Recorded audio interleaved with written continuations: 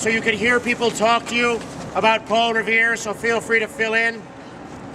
We're going to talk here for a few minutes, and when some of these massive hordes of barbarians catch up to us, we'll probably move up a little bit. But come on in, folks. Really, there's people behind you.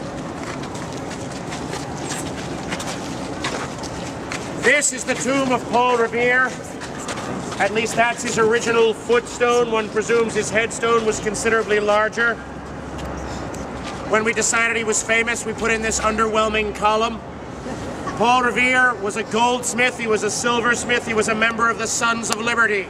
He was a member of the Sons of Liberty on the night of December the 16th, 1773, when 150 Sons of Liberty wearing the worst Mohawk Indian disguises anybody had ever seen led a mob of thousands down to Griffin's Wharf and dumped 342 crates, 92,000 pounds, 24 million cups, 2 million modern American dollars worth of British East India Company tea into Boston Harbor.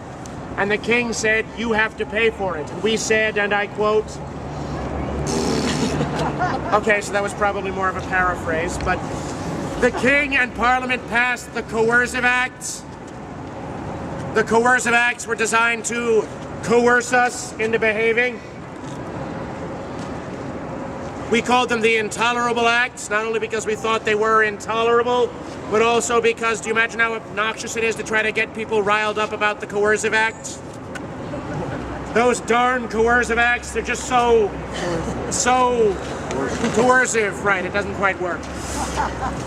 The Intolerable Acts blockaded the harbor, shut down the court, replaced the governor, occupied the town with soldiers, and put out the London enemies list. At the top of that list were names like Samuel Adams, John Hancock, Paul Revere, and Joseph Warren. Revere and Warren stayed in town and created a system of riders and signals and messengers to warn the countryside. But Hancock and Adams decided by 1775 they'd be better off at the house of the Reverend Jonas Clark in Lexington. By April 18th, 1775, Revere and Warren were convinced the Redcoats were leaving town by river. So Joseph Warren grabbed Billy Dawes and told Billy to ride out across Boston Neck, even if he had to pretend to be a drunken farmer. Ride all the way to Lexington and warn Hancock and Adams that the Redcoats are on their way. Meanwhile, Revere told Robert Newman to hang 2 lanterns in the steeple of Christ Church to warn the people in Charlestown that the Redcoats were on their way. And Paul Revere was rowed across the Charles River. He got to Charlestown, he got on a horse, he started galloping for Lexington, dodging British patrols along the way. I swear that's the last time you have to watch that. Revere got to the house of the Reverend Jonas Clark in Lexington. Come on.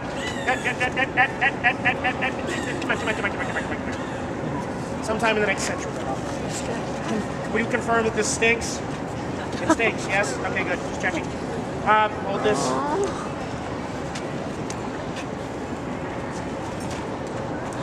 Paul Revere found a militia sentry standing at the door. He said to the militia sentry, "Sir, I must speak to the gentleman immediately." And the militia sentry responded by saying, "Sir, the gentlemen have retired for the night, and they ask that there be not so much noise." Nice. I'll give her another spot. Now, Revere responded by saying, "Noise? You'll have noise soon enough. The regulars are about." Why didn't he say the British are coming? What kind of a colony is this? It's a British colony, exactly. He says the British are coming. He's saying, "We're coming! We're coming!" Remember, he's also not going to ride around the countryside shouting, "The British are coming," because that's basically right around the country yelling, "I'm committing treason! I'm committing treason!" It's not considered terribly bright.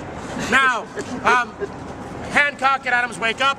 Hancock whips out his emergency salmon, because you never know when a nice piece of fish will come in handy. It was given to him by an admirer. He insisted on eating it before he left.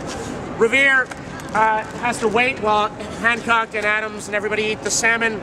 Meanwhile, Billy Dawes shows up half an hour late, even though he left half an hour early. All right, tell you what, this is what we're going to do. Would you folks sort of bunch in that way?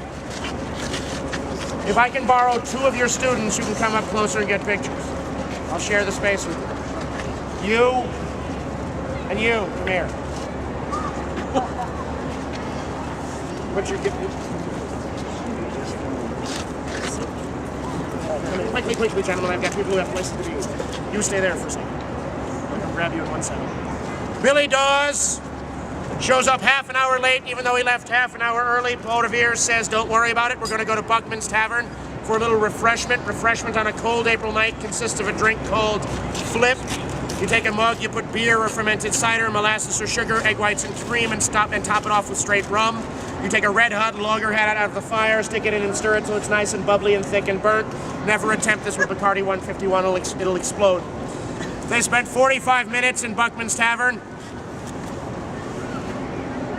At the end of 45 minutes,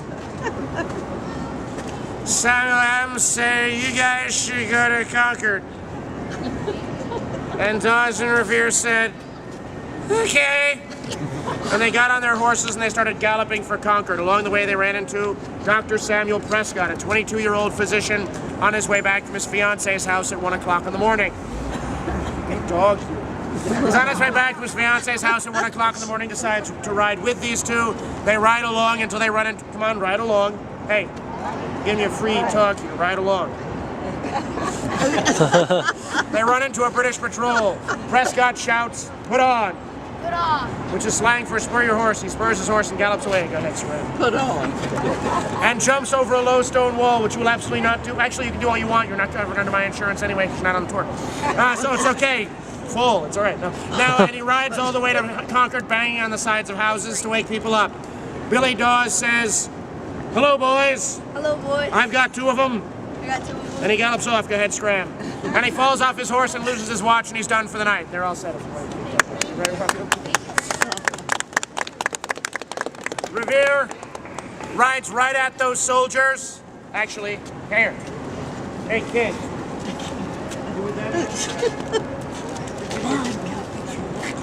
All right. Sorry, shameless self-promotion. Now, Revere gallops right at those soldiers who are sick and tired of chasing dumb Yankees all over the countryside. They pull him up short with their pistols drawn, put a pistol to his head, and demand to know who he is and what he's doing out there. He says he's Paul Revere and he's out warning the countryside that you're here. They don't like that answer, so he says, they ask him, how many militia are out tonight? And he says thousands. 2 truths to that answer. In truth, there were thousands because hundreds of men from each town responded. In fact, there were a group of men too old to fight the militia that showed up. They were about in their 70s and 80s. They went out and captured supply wagons. Can't you see that now? Get off of that horse, son, before I tell you about my last operation. Now, Revere, however, when he's talking about hundreds or thousands of militia out there, you also have to keep in mind that there's less than 200 men at Lexington. And they're all, since there are no redcoats at Lexington yet, about to fire their muskets in one volley and go off to Buckman's Tavern. Look, it's cold, and there's nothing else to do yet. Revere is put on an old, tired horse. They cut his reins, and they say, you may ride, sir, but by God, you shall not ride with reins. Best they could do on short notice. Revere goes on to be a lieutenant colonel in the Massachusetts Train of Artillery. Serves in not one but several uneventful or otherwise unsuccessful military campaigns.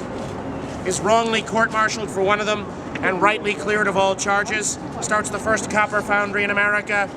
Lives into his 80s, outliving both of his wives, most of his children.